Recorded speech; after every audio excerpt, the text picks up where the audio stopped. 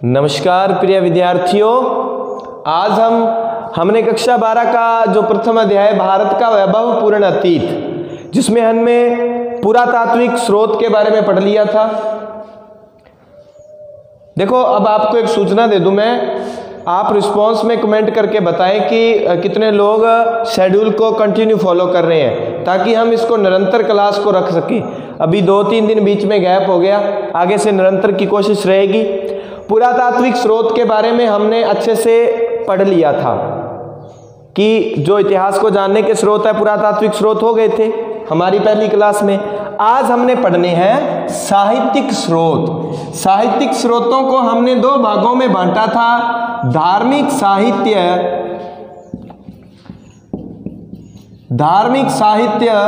व धर्मेतर साहित्य। धार्मिक साहित्य व धर्मेतर साहित्य। धार्मिक साहित्य में हमने 3 पार्ट देखे थे। प्रथम नंबर पे था ब्राह्मण साहित्य,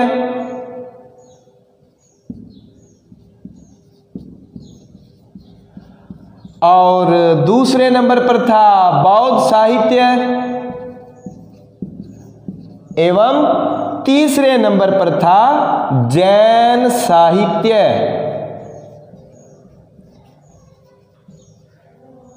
तीन तरह का धार्मिक साहित्य हो गया। उसके बाद है धर्मेतर साहित्य। अब पहले हम क्या करते हैं, धार्मिक साहित्य को अच्छे से समझ लेते हैं कि धार्मिक साहित्य क्या है। ये मैं दौड़ देता हूं इधर से, भाई लो, और ये भी एक बार दौड़ देता हूं। साहित्यिक स्रोत में हम जिक्र कर रहे हैं ब्राह्मण साहित्य का। अच्छे से कुछ एक मिनट में हम इसको अच्छे से समझ लेंगे। ब्राह्मण साहित्य में क्या क्या आता है, पहले तो हम ये ध्यान कर लें कि ब्राह्मण साहित्य में क्या क्या आता है। ब्राह्मण साहित्य में आते हैं सबसे पहले 4 वेद। दूसरे नंबर पर आएंगे यहां पर ब्राह्मण ग्रंथ। वेदों के ही पूरक हैं, वेदों से ही लिखे गए हैं, पर इसमें ये कर्मकांड से भरे पड़े हैं ब्राह्मण ग्रंथ। 3 नंबर पर हम बात करते हैं, ये देखो 3, और ये भी 3 ही है, आरण्यक साहित्य। धैर्य बनाए रखें, एक एक को मैं डिफाइन करूंगा, इसको एक्सप्लेन करूंगा। 4 नंबर पे बात करते हैं हम उपनिषद। उपनिषद के बाद हम बात करते हैं 5 नंबर पर वेदांग। फिर आता है स्मृतियां। फिर बात आती है महाकाव्य, और 8 नंबर पॉइंट आता है पुराण। प्रश्न आ जाए कि ब्राह्मण साहित्य का विस्तार से वर्णन करो, सविस्तार वर्णन करो, तो ब्राह्मण साहित्य में ये देखो 8 तो पॉइंट सीधे ही हो गए आपके पास।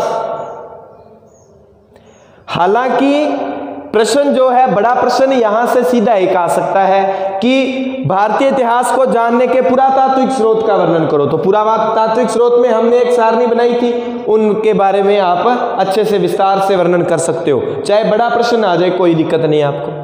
साहित्यिक स्रोत का आ सकता है, तो आपको थोड़ा थोड़ा इनमें लिखना होगा, ब्राह्मण साहित्य, बौद्ध साहित्य, जैन साहित्य। इनमें से किसी एक पर भी पूछा जा सकता है, और इनमें से किसी एक पर भी पूछा जा सकता है। 4 वेद। 4 वेद कौन कौन से हैं, क्रमानुसार आपने देखने हैं। ऋग्वेद, यजुर्वेद,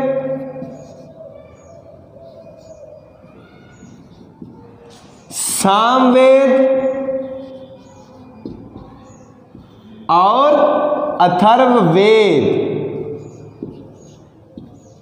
ऋग्वेद, यजुर्वेद, सामवेद, अथर्ववेद। ऋग्वेद में 10 मंडल वह 1028 सूक्त हैं। सूक्त कितने हैं? 1028। अब आपको ये आ रहा होगा कि ये मंडल क्या है, सूक्त क्या है। बस आप ये सोचो कि ऋग्वेद एक धार्मिक ग्रंथ है, एक पुस्तक है। फॉर एग्जाम्पल जैसे हमारी पुस्तक होती है, लेकिन ये ऋग्वेद एक धार्मिक पुस्तक है। तो ऋग्वेद में 10 मंडल यानी कि 1 2 3 4 10 ये पाठ हैं 10। जैसे 12वीं की किताब में कितने पाठ हैं? 7। और पहले पाठ में 5-7 आगे इसके स्टैंजाज हैं, पहरे हैं, जिनके बारे में हमने डिस्कशन करना है। तो 10 मंडल यानी कि 10 अध्याय। सूक्त का मतलब होता है पहरे। तो इन चैप्टर्स के अंदर 1028 जो है वो पहरे हैं। ये हो गया। ऋग्वेद के बाद आता है यजुर्वेद। यजुर्वेद के 2 पार्ट हैं, कृष्ण यजुर्वेद और शुक्ल यजुर्वेद। इसको हम जब इसके बाद सिंधु सभ्यता आएगी तो वैदिक सभ्यता आएगी, उसमें अच्छे से देखेंगे। तो यजुर्वेद में इतना ही बस, यह यजुर्वेद, यह यज्ञ संबंधी वर्णन यजुर्वेद में आता है। फिर आता है सामवेद, सा रे गा मा पा धा नी सा, संगीत वाला काम किसमें है? सामवेद में है। यानी कि प्रश्न आता है वैदिक मंत्रों की गायन विधि कौन से वेद में है? सामवेद में है। अथर्ववेद में क्या है? जादू, टोना, तंत्र, मंत्र, बाबा जी है इसमें अथर्ववेद में। ठीक है, ये हो गए 4 वेद। सबसे पुराना वेद, प्राचीन वेद ऋग्वेद, सबसे नया अथर्ववेद। ये थी बात वेदों की। उसके बाद आता है ब्राह्मण ग्रंथ। वेदों के पूरक कहेंगे, इनका विषय कर्मकांड से संबंधित है, इसके बारे में हमें कुछ नहीं देखना। एक बार आरण्यक पे प्रश्न आ सकता है कि आरण्यक क्या है। पहली बात, प्राचीन ऋषियों द्वारा, आरण्य का मतलब होता है वन, जंगल। ऋषियों द्वारा एकांत वनों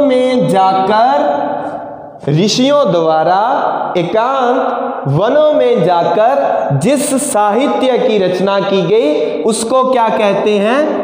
आरण्यक साहित्य। अब बात आती है कि इनका विषय क्या है। प्रश्न ये भी आता है आरण्यक क्या है, इसका विषय लिखो। तो इसका विषय क्या है? दार्शनिक। आरण्यक का विषय क्या रहेगा? दार्शनिक। उम्मीद है आपको समझ आ गया होगा।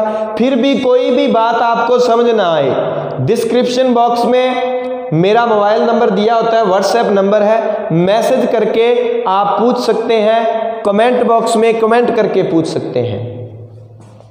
अगर आपको लगे कि स्पीड ज़्यादा है, स्पीड कम कर लूँगा। अगर लगे स्पीड कम है तो ज़्यादा कर दूँगा, जैसा आप कहो।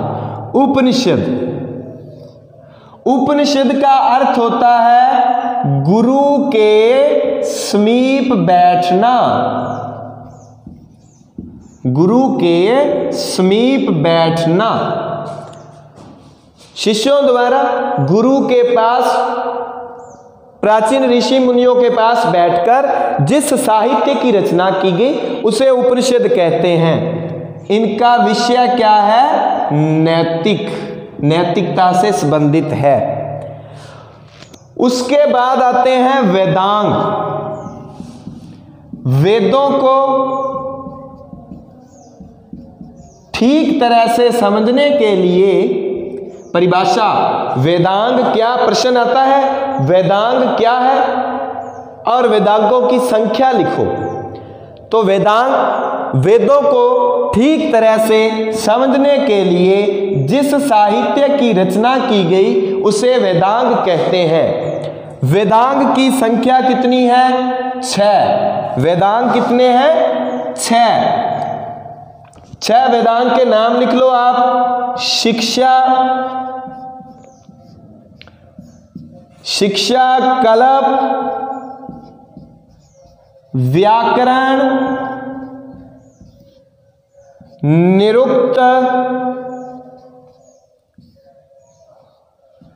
छंद, ज्योतिष।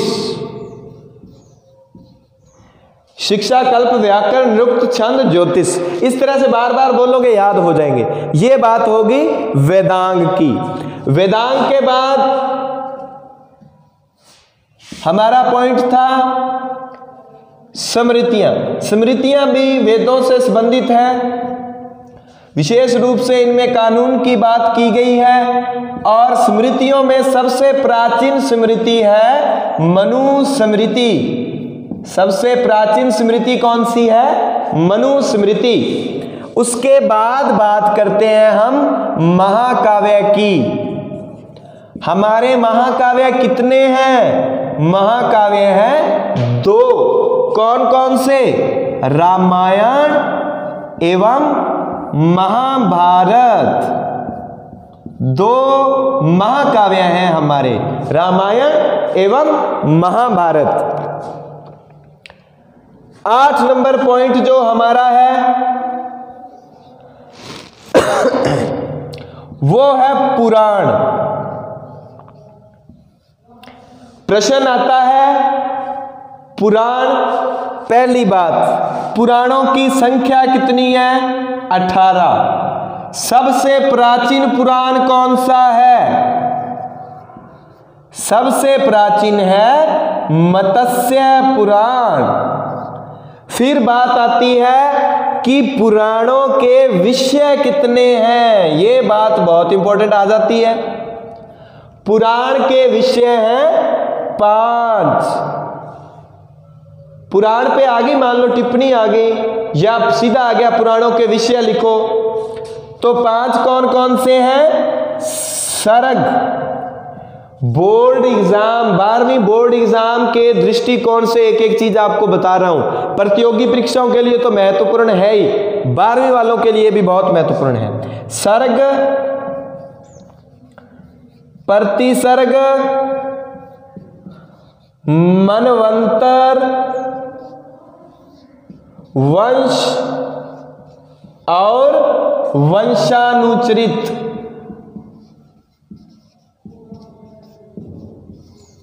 ये हैं पुराणों के 5 विषय। ध्यान रखना, ये 6 वेदांग हैं और पुराणों के विषय कितने हैं? 5। पै 5, पै पुराण, पै पुराण, पै 5। पुराण कितने? 5। सर्ग, प्रतिसर्ग, मनवंतर, वंश, वंशानुचरित। ये बात हो गई ब्राह्मण साहित्य की। एक एक चीज को नोट करते जाओ ताकि जब लॉकडाउन खुले, आपके अपने अपने स्कूल में आपकी क्लासेज शुरू हो तो आपके सब कुछ इतिहास में अच्छे से याद हो। हाँ, जैसे जैसे आपको जरूरत पड़ती रहेगी अपने ये क्लासेज जो हैं पूरा साल रखेंगे जारी। इसके बाद जब ये 7 चैप्टर हो जाएंगे, अपने बड़े क्वेश्चन पर डिस्कशन कर लिया करेंगे। जैसे जैसे आप कहोगे अति लघुत्रात्मक पर, आगे जैसे आप कहोगे वैसे चलती रहेगी। ब्राह्मण साहित्य हमारा हो गया। उसके बाद हम बात करते हैं बौद्ध साहित्य। साहित्यिक स्रोत में 2 नंबर पॉइंट, बौद्ध साहित्य। बौद्ध साहित्य में पहली ही बात देखो, बौद्ध धर्म से संबंधित जो साहित्य है उसको क्या कहेंगे? बौद्ध साहित्य। बौद्ध धर्म में पहली बात, ये साहित्य किस भाषा में है? पाली भाषा में। बौद्ध साहित्य के सबसे जो प्राचीन ग्रंथ हैं उन्हें क्या कहेंगे? प्राचीन बौद्ध साहित्य को क्या कहा जाता है? उसे हम कहेंगे त्रिपिटक। प्रश्न यही आता है, त्रिपिटक क्या है? प्राचीन बौद्ध साहित्य जो कि पाली भाषा में, जिसे हम त्रिपिटक कहते हैं। इतनी बात क्लियर। अब त्रिपिटक कौन कौन से हैं? सुत्त पिटक,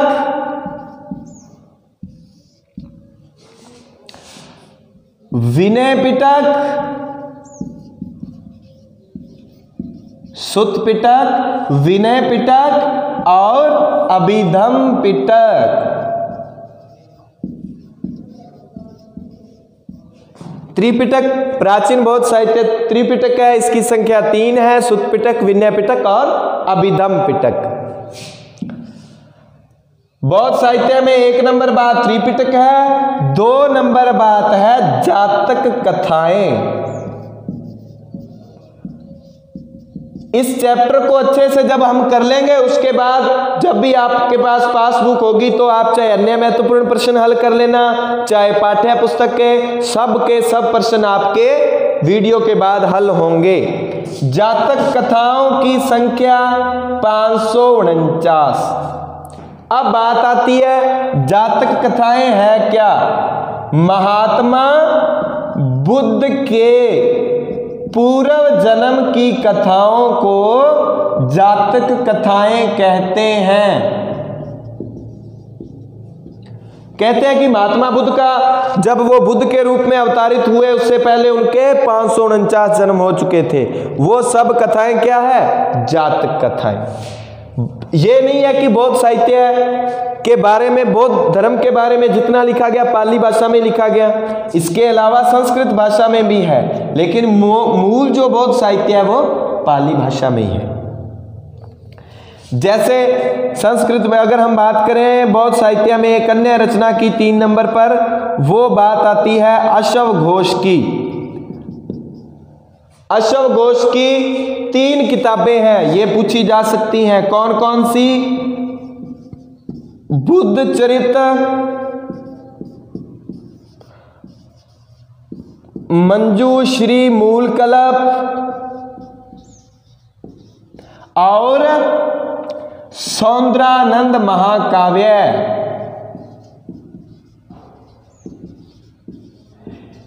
देखिए जितना भी ये स्रोत है तो ये सारे के सारे फैक्ट हैं, आपको रटने पड़ेंगे। इसके अलावा जब हम सिंधु घाटी या अन्य ये शुरू करेंगे, ये करेंगे, ये कहानियों वाला सिस्टम है, तब कोई दिक्कत नहीं है। हम उस पर लेक्चर देके 2-4 बातें लिख दिया करेंगे, वो आपको याद हो जाएगा। लेकिन पहला जो है वो सबसे आपका टफ है काम। ये हो गया। एक बात बौद्ध साहित्य में आती है मिलिंद पन्हों की।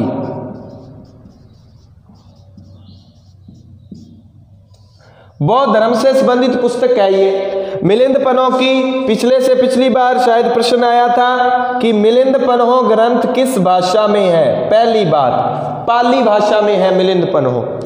दूसरी बात मिलिंद पन्हों में है क्या?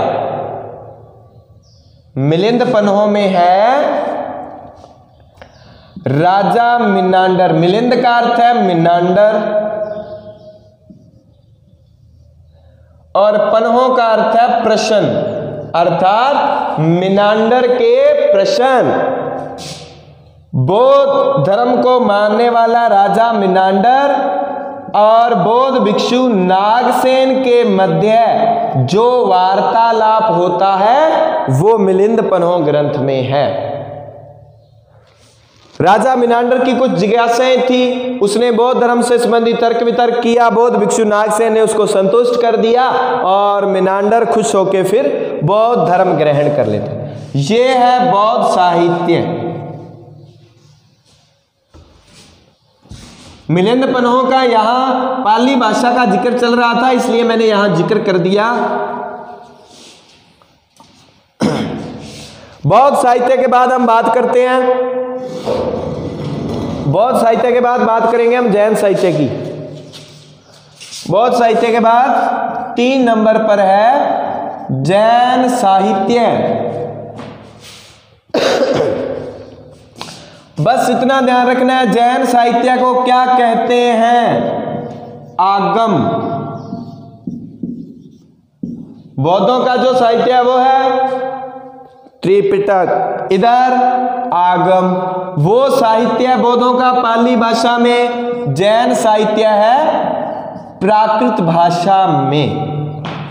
बस जैन साहित्य में 2-3 ग्रंथों का जिक्र कर लेते हैं हम। परिरिष्ट पर्वन, पद्मबाहु चरित,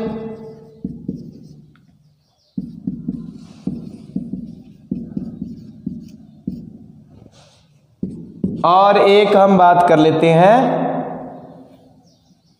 बस इसमें 2 ही है और इनके लेखक का भी कोई यहाँ जिक्र है नहीं। तो जैन साहित्य के बारे में कुछ बड़ा नहीं है। जैन साहित्य प्राकृत भाषा में है। प्राकृत जैन साहित्य उसको हम आगम कहते हैं। हाँ, एक बात, एक ग्रंथ का जो जिक्र कर रहा था मैं, भय से ही है, वो भी भगवती सूत्र।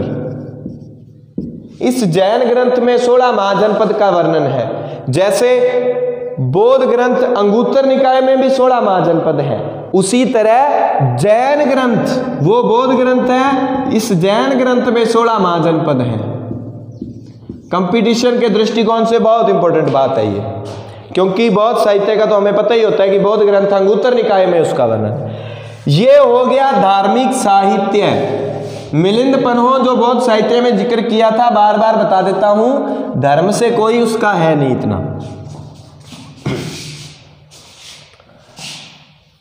धार्मिक साहित्य के बाद साहित्यिक स्रोत में हमारा दूसरा पॉइंट था धर्मेतर साहित्य।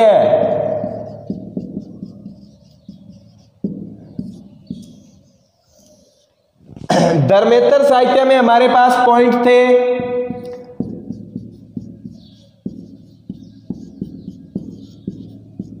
ऐतिहासिक ग्रंथ, और उसके बाद विशुद्ध साहित्यिक ग्रंथ,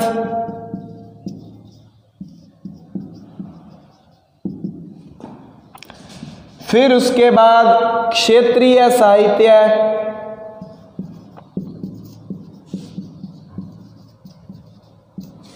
फिर उसके बाद 4 नंबर पे पॉइंट आएगा विदेशी साहित्य, और उसके बाद पॉइंट आएगा वंशावलियां। ये जो है धर्मेतर साहित्य, यानी धर्म से अलग साहित्य है। ऐतिहासिक ग्रंथ जिसमें मूल इतिहास से शुरू किया गया हो। साहित्यिक में क्या आएगा? साहित्य से संबंधित बात, जो लिटरेचर होता है, लिटरेचर में क्या होता है? व्याकरण होगा, टीका होगी, नाटक होंगे। तो विशुद्ध साहित्यिक ग्रंथ में हम क्या लिखेंगे? व्याकरण, नाटक, टीका, ये विशुद्ध साहित्यिक ग्रंथ में, इन पे बात करेंगे। पहले हम बात करते हैं ऐतिहासिक ग्रंथ। पॉइंट नंबर 1,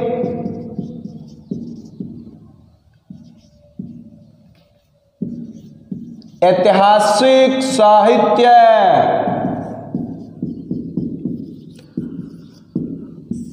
कोरोना के चक्कर में घर बैठे तो हो, पढ़ लिया करो भाई, बाहर जाओगे वैसे भी कोरोना का खतरा है।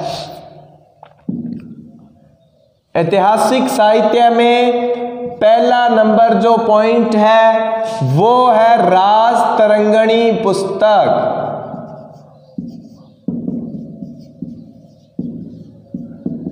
राजतरंगिणी के लेखक कौन है? कलहण।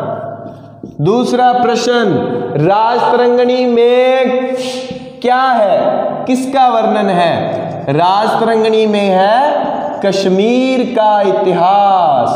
उसके बाद 2 नंबर पे पॉइंट आता है अर्थशास्त्र।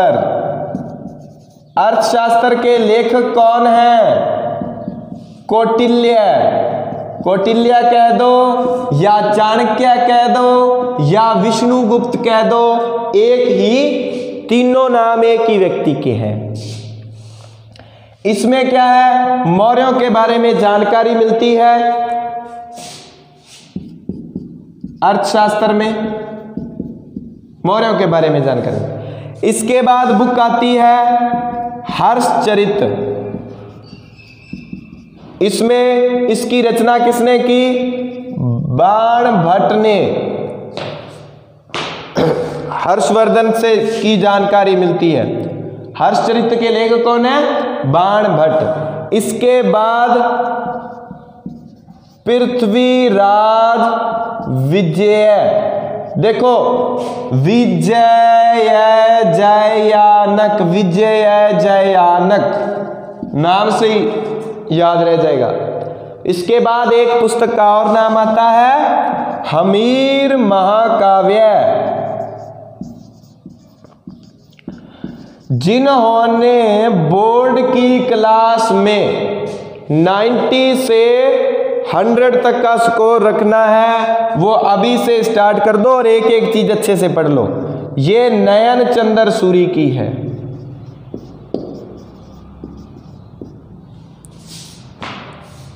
हमीर महाकाव्य, नयन चंद्र सूरी।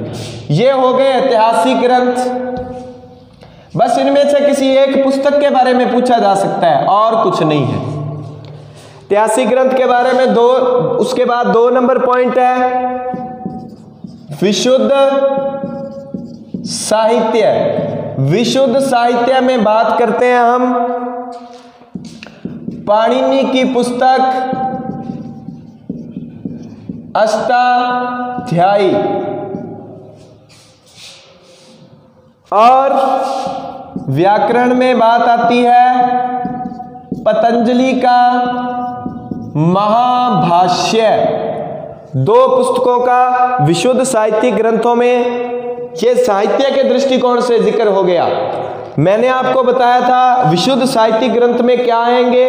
व्याकरण, नाटक, टीकाएं। नाटक तो आप समझते ही हो क्योंकि डेली का काम है, नाटक हम करते ही हैं। पढ़ने का मूड ना हो तो नाटक, सिर दर्द कर रहा है ये वो, और फोन चलाने के, पढ़ाई के बहाने फोन चला रहे होते हैं, मैं पढ़ रहा हूं नाटक। तो इस तरह के नाटक आप सब जानते हो। और उसके बाद आती है टीकाएं। टीका क्या होती है? मूल ग्रंथ को अच्छी तरह से समझने के लिए, मूल ग्रंथ जो मान लो संस्कृत में हो, समझ नहीं आ रहा हो, तो साधारण लैंग्वेज में कन्वर्ट करके जो लिखा जाता है उसको टीका कहा जाता है। वो टीकाएं होती है।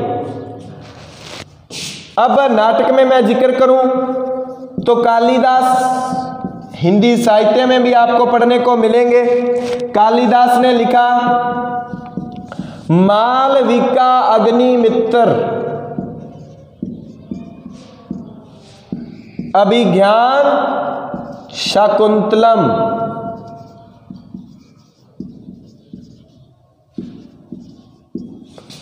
फिर अन्य 2-3 किताबों का जिक्र कर देता हूं।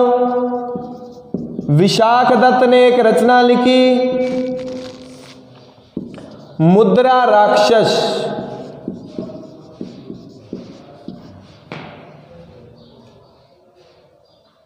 और गुणाढ्य की एक रचना है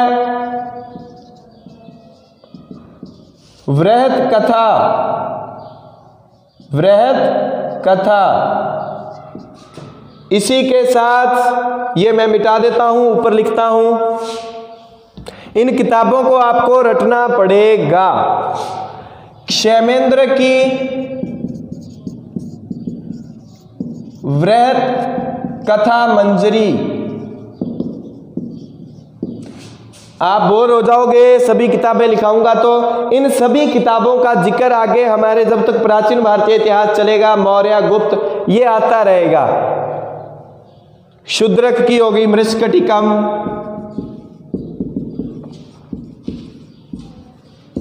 मृच्छकटिकम का मतलब है मिट्टी की गाड़ी, मिट्टी की खिलौना गाड़ी। तो ये सब आपको ध्यान रखना है। विशुद्ध साहित्य के बाद आता है क्षेत्रीय साहित्य। क्षेत्रीय साहित्य में ऐसा साहित्य है जो अपने अपने क्षेत्र की भाषाओं में लिखा गया। जैसे तमिल भाषा में लिखे साहित्य को क्या कहते हैं? संगम। किसके निर्देशन में, किसके अंडर में संगम साहित्य की रचना हुई? अगस्त्य ऋषि। आपने ये ध्यान रखना है, तमिल साहित्य को क्या कहते हैं? संगम। फिर तेलुगु भाषा में एक ग्रंथ का जिक्र करूंगा मैं, दुर्जटी एक लेखक है, कृष्ण देव विजयम, ये ग्रंथ लिखा इसने। ये जो राजा था विजयनगर का कृष्ण देव राय, उससे संबंधित है। फिर क्षेत्रीय साहित्य में हमारी राजस्थानी भाषा का साहित्य है, इसमें महत्वपूर्ण पुस्तक हम बात करेंगे सूर्यमल मिश्रण की। सूर्यमल मिश्रण ने लिखी वंश भास्कर। सूर्यमल मिश्रण की रचना वंश भास्कर। इसी तरह पद्मनाभ की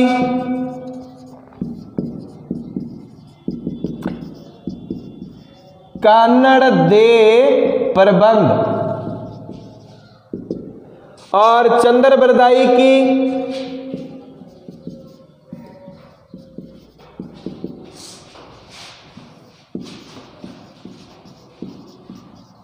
पृथ्वीराज रासो। इस तरह से आपने इसको पढ़ना है, क्षेत्रीय साहित्य को। एक एक चीज को अच्छे से नोट कर ले। इसके बाद ये बोरिंग टॉपिक आज खत्म हो जाएगा, उसके बाद इंटरेस्टिंग चलेंगे, देखना कितना इंटरेस्ट आता है। कहीं ये पहली क्लास सोच के देख लो भी सर तो बड़ा बोर कर रहे हैं, सर नहीं कर रहे, ये पॉइंट ही ऐसे हैं। क्षेत्रीय साहित्य के बाद विदेशी, भाई बाहर के लोग जो विदेशी आए, यहां के बारे में उन्होंने लिखा। विदेशियों में पहले बात करते हैं अपने यूनानियों की। यूनानी जो आए उनमें मैगस्थनीज आया। मैगस्थनीज का जिक्र मौर्य काल में हो जाएगा कि मैगस्थनीज चंद्रगुप्त मौर्य के समय आया, सेल्यूकस निकेटर का राजदूत था, वो वहां बात आ जाएगी। आपने यहां इतना ही ध्यान रखना है कि इंडिका जो पुस्तक है उसका लेखक है मैगस्थनीज, बस इतना ध्यान रखना है। इंडिका किसकी है? मैगस्थनीज की। इंडिका मेरी है, इंडिका गाड़ी। अरबी साहित्य में बात करें तो अल बरूनी,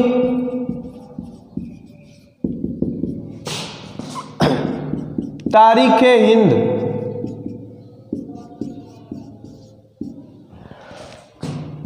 अल बरूनी जैसा ही एक राइटर है अल उत्बी।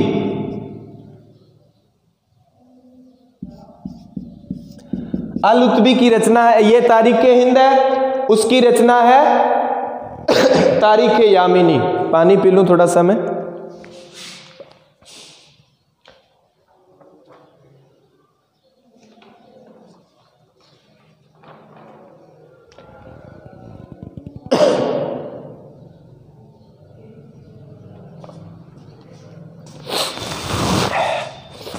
अल-उत्बी आ गया।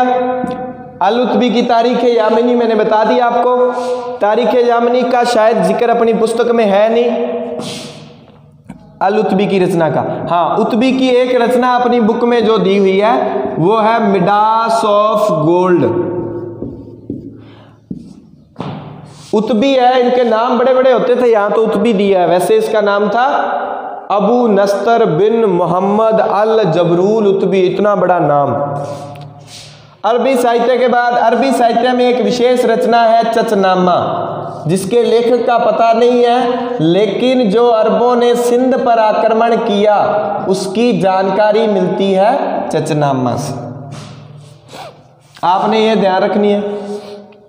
अरबी साहित्य के बाद आता है, अरबी के बाद आलू मटर बना लो, चीनी। चीनी नाम याद आते ही कोरोना आ जाता है दिमाग में भाई। चिंग चांग शुंग शिंग, बंद आंखों वालों ने सभी की आंखें खोल दी। चीनी साहित्य में 3 लेखकों का जिक्र होगा, फायान, अवेनसांग और शिंग शिंग शिंग शिंग इत्सिंग। ऐसे ही नाम है इनके। फायान के बारे में आपने ये ध्यान रखना है, फायान किस राजा के समय भारत आया? तो गुप्त वंश के राजा चंद्रगुप्त द्वितीय के समय। देखो बोर्ड के एग्जाम में इन तीनों में से एक बात पूछी जाती है, एक एग्जाम छोड़ के हर एग्जाम में लगभग रिपीट होता है, इनमें से कुछ पूछा जाता है कि फायान किसके समय आया? गुप्त राजा चंद्रगुप्त द्वितीय के समय। इसकी रचना थी फ्योक्यो की, ये इसकी रचना थी। हवेनसांग, है से हवेनसांग, है से हर्षवर्धन। तो प्रश्न, हर्षवर्धन किसके, हवेनसांग चीनी यात्री हवेनसांग भारतीय राजा के समय आया? तो हर्षवर्धन के समय। इसने पुस्तक लिखी सुजुकी मोटरसाइकिल आता था पहले, वो लेके आया था सुजुकी। हवेनसांग की विशेष बात, इसको कहा जाता है यात्रियों का राजकुमार, डॉन था पूरा ये। नालंदा विश्वविद्यालय मेरा भाई, आप ये सोचोगे अठके टींट सी लेना आया, तो ये यहां लेने आए थे। जैसे नालंदा विश्वविद्यालय, विक्रमशिला, बौद्ध धर्म से संबंधित थे, वहां ये पढ़ने आते थे। अब सोचो प्राचीन भारत कितना समृद्ध रहा होगा, विदेशी लोग यहां पढ़ने आते थे। लेकिन अब इसके विपरीत हो गया, हमारे हालात ये हैं कि हम विदेशों में पढ़ने जाते हैं, जाना पड़ता है, अभी पैसे बड़े बनते हैं वहां, कोरोना भी तो वहीं होता है। यात्रियों का राजकुमार कहते हैं हवेनसांग। इत सिंह की इतनी बात है, ये 7वीं सदी में आया था। विदेशी साहित्य के बाद बस लास्ट एंड फाइनल, खुश हो जाओ, वंशावलियां। इस पे प्रश्न आता है 3 नंबर का कि वंशावलियां क्या है, इसको समझ लो। वंशावलियां है प्राचीन काल में भाटों, पंडों, ये जो पंडे होते हैं धर्म से संबंधित पुजारी वर्ग, इनके द्वारा गांव-गांव घूमकर ये लोग क्या करते थे, गांव में अभी भी 5-5 साल बाद बहुत सारे इलाकों में अपने इधर भी आते हैं, तो ये लोग हर प्रत्येक घर में जाएंगे, उनसे उनके पूर्वजों के बारे में, उनके वंशों के बारे में पूछेंगे, आप किस वंश के हो, दादा परदादा, कई पीढ़ियों के बारे में पूछते हैं। तो प्राचीन काल में भाटों, पंडों द्वारा गांवों में घूम घूम कर ऐतिहासिक, सामाजिक, राजनीतिक जो वंशों के बारे में जानकारी एकत्रित की जाती थी, वो वंशावलियां थी। ठीक है, ये हो गए हमारे साहित्यिक स्रोत। खुश हो जाओ भाई, बोरिंग काम खत्म।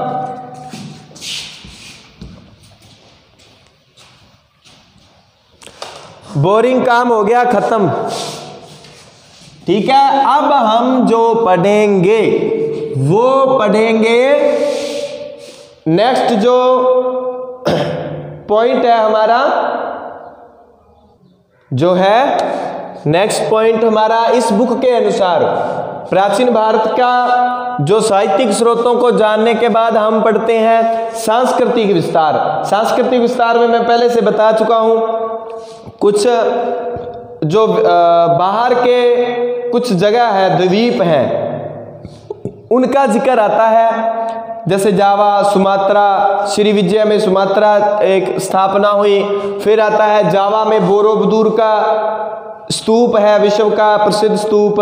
फिर आता है कंबोडिया में, ये मैंने जिक्र कर दिया है आपको पहले, कंबोडिया में अंगकोर वाट का मंदिर है, भगवान विष्णु का विश्व का सबसे बड़ा मंदिर है, इसका जिक्र हो गया है। नाविक शक्ति में आपने एक छोटी बात एक ध्यान रखनी है। देखो नाविक शक्ति पे बड़ी बात आती है, तो ये इसके बारे में मैं छोटा सा लेक्चर दे देता हूं कि प्राचीन काल से ही नाविक शक्ति का हमें उदाहरण देखने को मिलता है। नाविक शक्ति का मतलब ये है कि जलयान मार्ग का, जैसे हम सिंधु घाटी सभ्यता पढ़ेंगे तो वहां लोथल बंदरगाह की बात करते हैं हम, जो कि गुजरात में है। जब हम मानचित्र पर डिस्कशन करेंगे लास्ट में बिल्कुल, और साथ की साथ भी करते जाएंगे। तो गुजरात के सिंधु घाटी स्थलों में से मानचित्र में एक बात जरूर आती है, लोथल, धोलावीरा, ये जो हो गए इनमें से। तो लोथल सिंधु घाटी सभ्यता का प्रसिद्ध बंदरगाह था, नाविक शक्ति का एक उदाहरण। उसके बाद बड़ौच, पश्चिम भारत में बड़ौच एक बंदरगाह है, ये भी गुजरात में पड़ता है। पूर्वी भारत में काफी बंदरगाह हो गए, तो चोल चेर पांड्यों के समय। उसके बाद एक ग्रंथ है, एक नंबर का छोटा क्वेश्चन मैं बात करता हूं कि कौन से ग्रंथ में नौकाओं के निर्माण की जानकारी मिलती है। राजा भोज ने एक ग्रंथ लिखा था, युक्ति कल्पतरु। इस ग्रंथ में नौकाओं के निर्माण व प्रकार की, कितने प्रकार की नौकाएं हैं, प्रकार, फुट्टा, डी, ज्योमेट्री, सब जानकारी मिलती है यहाँ। ये एक नंबर के क्वेश्चन पर अपने विचार करेंगे इसमें। राजा भोज ने मैग्स्थनीज की एंडिका में भी कुछ नौकाओं का वर्णन मिलता है। अब इंटरेस्टिंग टॉपिक पढ़ते हैं अपने पूर्वज कौन थे? बंदर दे भाई। प्रागैतिहासिक काल छोटा सा पॉइंट है, यानी के पाषाण काल, पत्थर ही पत्थर। हमने शुरुआत में पढ़ा था काल तीन तरह का, प्रागैतिहासिक काल, आद्य ऐतिहासिक काल और ऐतिहासिक काल। प्रागैतिहासिक वो काल जिसमें न कुछ लिखा गया और न कुछ पढ़ा गया, सब पत्थर पे चलेगा। प्रागैतिहासिक काल 20 लाख वर्ष पूर्व की कहानी है।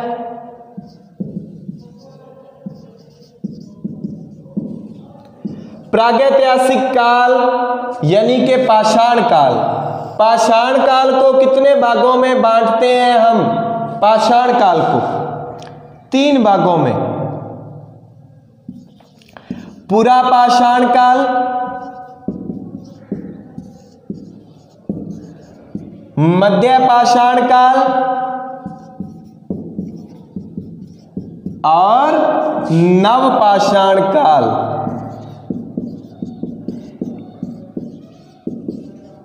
पहला प्रश्न 3 नंबर का यहां से बन जाता है, यहां से भी प्रश्न बनता है, यहां से कोई विशेष प्रश्न नहीं बनता। ये लगभग मैं कहूं तो 20 लाख से 12,000 ईसा पूर्व तक की कहानी है। आपको ये नोट नहीं करने, वैसे कोई दिक्कत नहीं है।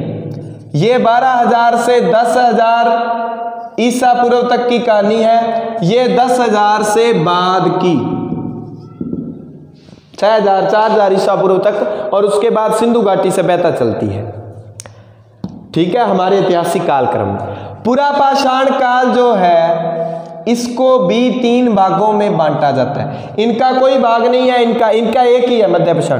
क्योंकि ये देखो 20 लाख से 12,000 ईसा पूर्व तक, तो सबसे लंबा जो काल चला वो पुरा पाषाण काल है। इसके 3 भाग हैं। निमन पुरा पाषाण, देखो निमन, मध्य, उच्च। अब देखो ये इसके साथ लगा दो, निमन पुरा पाषाण, मध्य के साथ फिर ये लगा दो मध्य पुरा पाषाण, उच्च के साथ लगा दो उच्च पुरा पाषाण।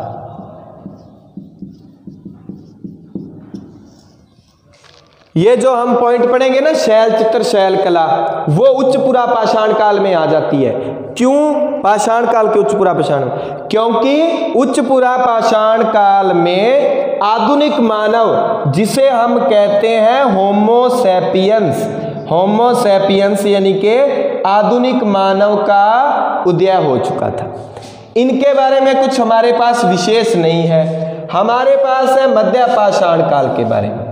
देखो पुरा पाषाण काल के समय मानव बड़े बड़े पत्थरों का, औजारों का प्रयोग करता था। मान लो उसने शिकार भी करना है तो वो ऊंची जगह पे जाएगा, नीचे कोई पशु जा रहा है तो वो पत्थर उड़ेल देगा नीचे से, फिर वो कई बार लगेगा कई बार नहीं लगेगा। मध्य पाषाण काल की विशेषता माइक्रोलिथ टूल्स, माइक्रोलिथ टूल्स को हम कहेंगे लघु उपकरण, यानी कि लघु पाषाण उपकरण।